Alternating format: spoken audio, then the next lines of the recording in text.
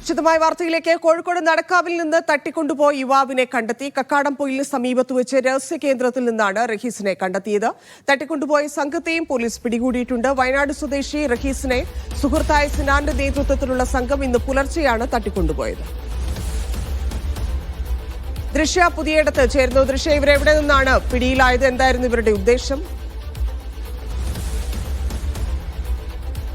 അല്പസമയം മുമ്പാണ് കക്കാടംപൊയിലെ ഒരു സമീപത്തുള്ള ഒരു രഹസ്യ കേന്ദ്രത്തിൽ വെച്ച് ഇവരെ പിടികൂടുന്നത്.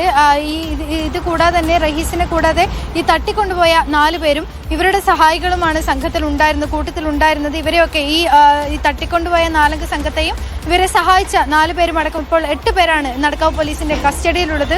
കക്കാടംപൊയിലിന് സമീപത്തെ ഒരു രഹസ്യ കേന്ദ്രത്തിൽ നിന്നാണ് ഇവരെ പിടികൂടിയിട്ടുള്ളത്. ഇന്ന് പുലർച്ചെയായിരുന്നു ഈ വയനാട് പടിഞ്ഞാറത്തറ സ്വദേശിയായ റഹീസിനെ സുഹൃത്തായ സിനാന്റെ നേതൃത്വത്തിലുള്ള 4 സംഘം കാറിലെത്തി തട്ടിക്കൊണ്ടുപോകുന്നത്. റഹീസ് സഞ്ചരിച്ച കാറിൽ തന്നെയാണ് സംഘം ഇവരെ തട്ടിക്കൊണ്ടുപോയത്. സാമ്പത്തിക ഇടപാടുകളാണ് ഇതിന് പിന്നിലെന്നാണ് ഈ പോലീസിന്റെ പ്രാഥമിക നിഗമനം. ഇനി റഹീസിനെയും ഈ തട്ടിക്കൊണ്ടുപോയ സംഘത്തിലുള്ളവരെയും ചോദ്യം ചെയ്താൽ മാത്രമേ പോലീസിന് ഇക്കാര്യത്തിൽ കൂടുതൽ വ്യക്തത വരികയുള്ളൂ. എന്തായാലും അല്പസമയത്തിനകം ഈ കക്കാടംപൊയിൽ നിന്ന് പ്രതികളുമായി പോലീസ് നടക്കാവ് പോലീസ് സ്റ്റേഷനിലെത്തും.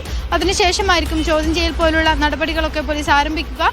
എന്തായാലും അതിനുശേഷം നമുക്ക് കൃത്യമായി ഇതിൽ എന്താണ് സാമ്പത്തിക ഇടപാടുകൾ തന്നെയാണോ അല്ലെങ്കിൽ മറ്റെന്തെങ്കിലും കാരണമുണ്ടോ എന്നുള്ള കാര്യത്തിലൊക്കെ വ്യക്തത വരികയുള്ളൂ.